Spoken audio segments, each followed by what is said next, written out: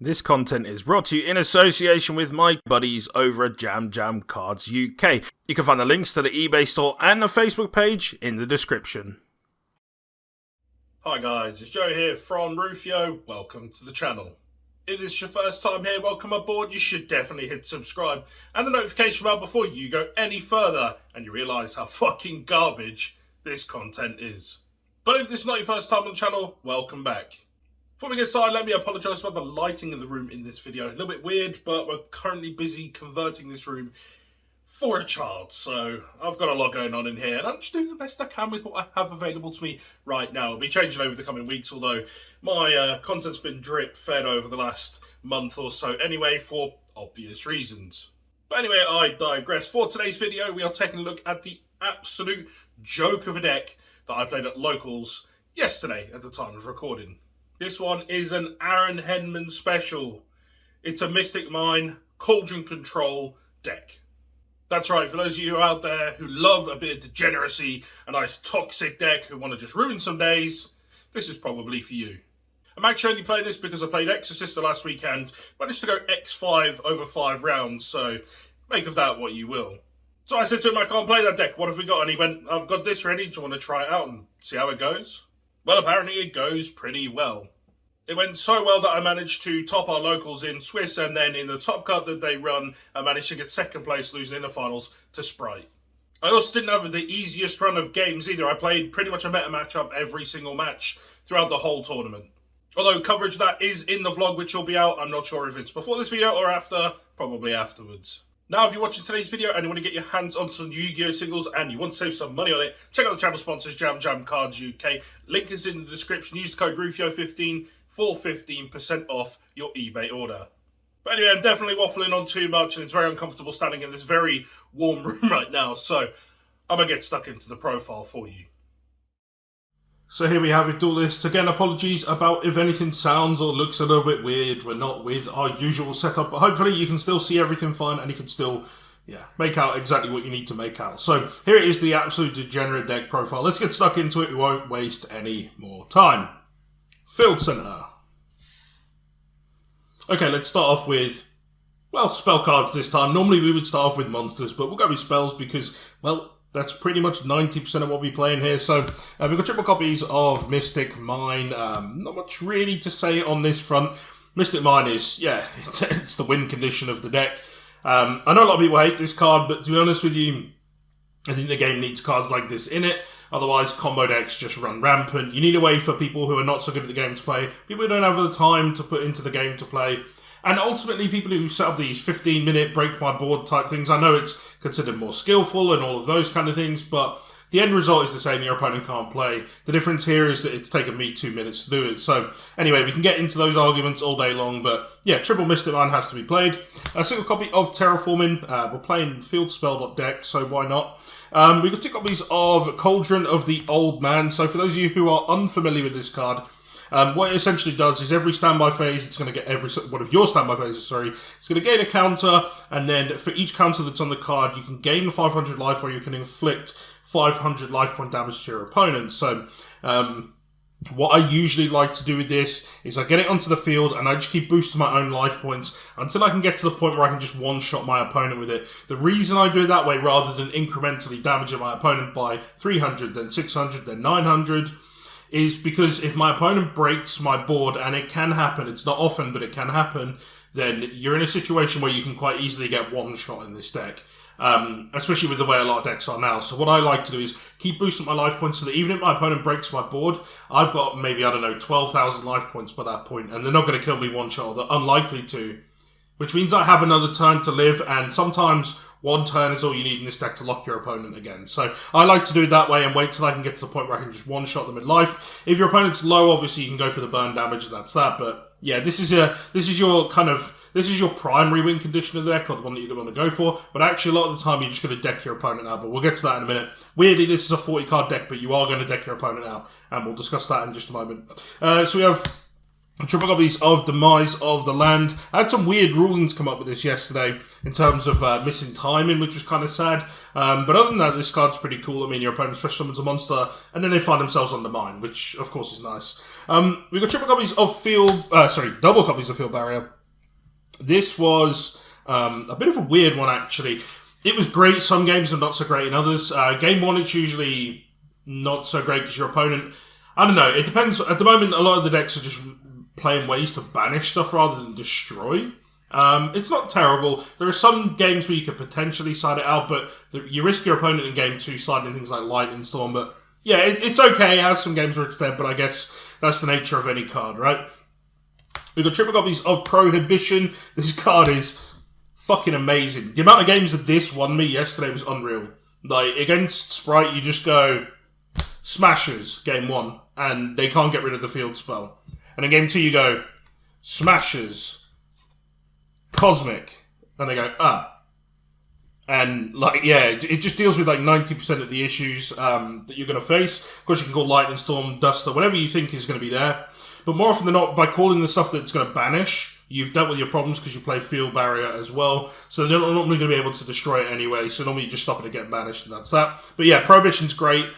Even basic stuff like bang this down and call Ash Blossom so that I can resolve my pots. Like, it's the only hand trap people keep in against you, so you can stop it here, and that might be the difference between whether you win or lose a game. Speaking of the pots, we have triple copies of Duality. Yeah, this is just great. I mean, it does what it does. Yeah, it just digs you deeper. Much the same as Prosperity, which is Duality on steroids. Yeah, not much to say here. Gets you deeper into the deck, gets you exactly what you need. Double copies of Extrav. Occasionally you get a bit of a conflict here, but to be honest with you, it just is what it is. You just deal with it. Like, you don't care about your extra deck, so you need to just get deeper into your deck. Speaking of which, 1 Day of Peace. Both draw a card, don't care, because you can't kill me next turn, definitely, and I get to dig a little bit deeper into the deck. There was one occasion where this came up where my opponent set up for game, and they went to attack, and I said, sure. And then they're like, yeah, that's game. I'm like, nope. You're under 1 day apiece. A lot of people forget this fact. So this is really, really cool. And of course, again, it digs you deeper. It gives you protection. It's just a really good card. On to the kind of non-digging stuff, I guess you'd say, for a little while. But Dark Ruler No More. This card, a lot of the time, it's going to be a case of let your opponent set the board. I went second every game of this, and it was great. And people make you go second as well, because for some reason they think you want to go first. I'm not really sure why, because you're just going to go Dark Ruler, Mystic Mine. And then, like, 99 times out of 100, your opponent is not going to have a response for that. There's nothing they can do. Certainly not game 1, anyway. Game 2, they might have things sided in. You have to worry about things like anti-spell. That's why we play Cosmics, which we'll get to in a minute, and other things to deal with that. But anyway, on to the next stuff. So, Left Arm Offering. This is a card I haven't played in a very long time. It was so much fun. It was great. The last time I played this probably was when Grass was around, so it's been quite a while. But yeah, using this to just dig a little bit deeper again, you can pick any spell card you want in the deck and just add it to your hand. Sometimes that's Mystic Mine, sometimes that's Field Barrier, sometimes that's Prohibition, sometimes that's a pot. It doesn't matter. It just gives you, it basically gives you access to any other copy of a spell card in your deck by banishing 2 cards from your hand, which a lot of the time you'll end up with multiples as the game goes on, because where your opponent can't outstuff, you end up with multiple copies of cards that you just can't use, like extra cards of Demise, not Card of Demise, Land of Demise, whatever the hell it's called. I'm forgetting my words now. The one that gets the Demise of the Land. I know what I meant. Losing my words here. But yeah, that card. You end up with multiple copies of things like that, you can just banish them. On to back row removal here, Cosmic Cyclone. We worry about stuff like the equip spell, Dracoback. That's one really good way some decks that otherwise do not have an out deal with your deck. So I played one deck yesterday that played Adventure in there, and it was this and Prohibition that took care of the job. Game 1, it basically just gives you an insta-win. There's other decks it hits as well, just stopping decks with like Recursion and things like that. But yeah, it's just really good option to have in there. And again, of course, you can chain it to Anti-Spell Fragrance if your opponent happens to be maining stuff like that, which sounds crazy, but, you know, locals, things happen like that. Heartbeat's Feather Duster, again, your opponent's going to start committing stuff to the back row because they don't want to discard it all to the grave. And you can just clear their whole back row.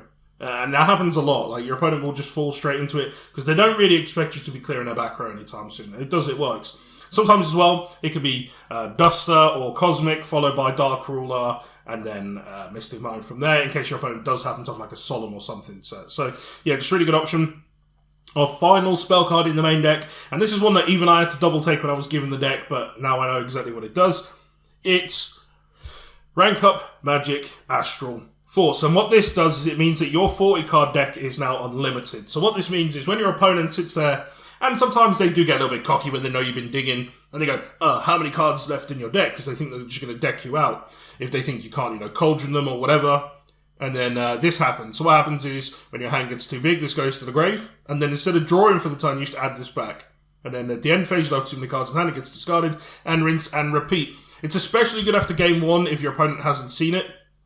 Because if they did happen to have DD Crows, they definitely don't have them in the deck anymore once they realise what they're playing. And this will keep you in the game. You'll deck your opponent out, unless they've got a way to stop it, which almost certainly they will not. Onto trap cards, there is just the one in the main deck, and that is Metaverse. Not much to say here, it just does what it does. Onto our monsters, there are only 5 cards left here to pick from our 40 card list, and that is Double Ghost Ogre. This is primarily for the Adventurer package, it helps deal with that. But there are other decks that this can hit as well, but it's primarily there for that. There are a lot of games where I sided this out where it wasn't amazing, but I think it's good to have in game 1 just as an insurance policy. We have a single copy of Pancratops. This came up a couple of times yesterday. It's again, you're going second. It's another way to just clear things. Double copies of Godala. It's like, I don't know, it's one of those things where it can just help clear boards. Like, into Spright and stuff, you're going to hit things like Toad, things like that. Just clear the board, or clear problem cards that are going to stop you from going through your plays. In some ways, I'd have liked this to have been Lava Golem, but yeah, it's fine as it is. You could potentially play Lava Golem instead, but that's the main deck anyway. 40 cards. A couple of things I might change, but I'm sure I've covered those through my comments, so yeah, you'll get the point. On to the rest of the deck. So we've got our extra deck, which is essentially just Extravagant Prosperity targets. We've got an obligatory token. With this one, shout out to Reese. We'll probably never see you at an event again. Sad times.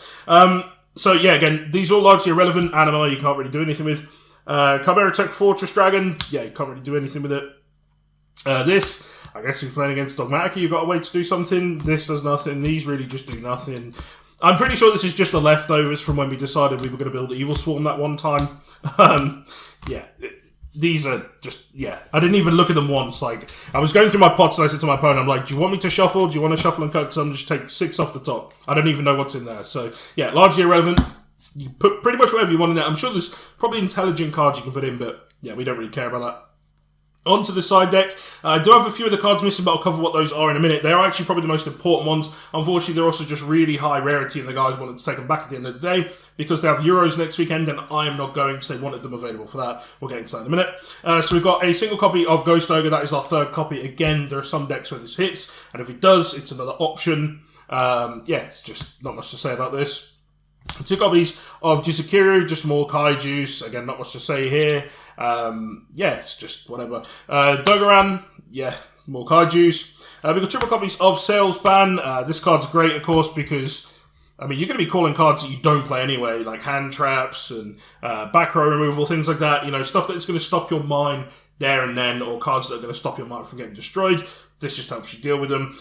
Finally, of the cards that I have available to me in hand, we've got Red Reboot. Again, this is great for stuff like Anti-Spell Fragrance, things like that. And then the final cards that I don't have in here, there was one random slot, which was just what do we have available. That was a Ghost Bell. It's just because it was what was there, so that's a flex spot. Do whatever the hell you like with that. And the remaining 6 cards are triple Solemn Strike and triple Solemn Judgment. Now, Solemn Judgment was insane because as soon as your opponent figures that you want to go second, they're going to make you go first. And even the games where you know you're going to get, or there's a chance that they might still make you go second, you side on the Solemns anyway.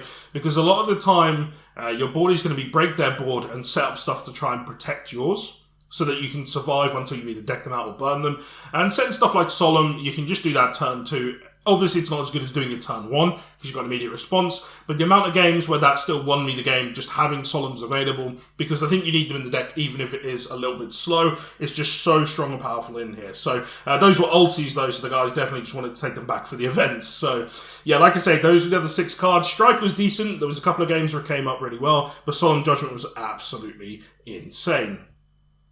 And that's all this is all for today's video. Thank you very much for taking the time to watch the profile. Thank you very much for making it this far into the video as well. You're one of the few who does. Hopefully, by virtue of the fact that you have made it this far into the video, you've enjoyed it enough to have hit subscribe, or at least hated it enough that you couldn't possibly look away. I mean, that's a real possibility with this deck.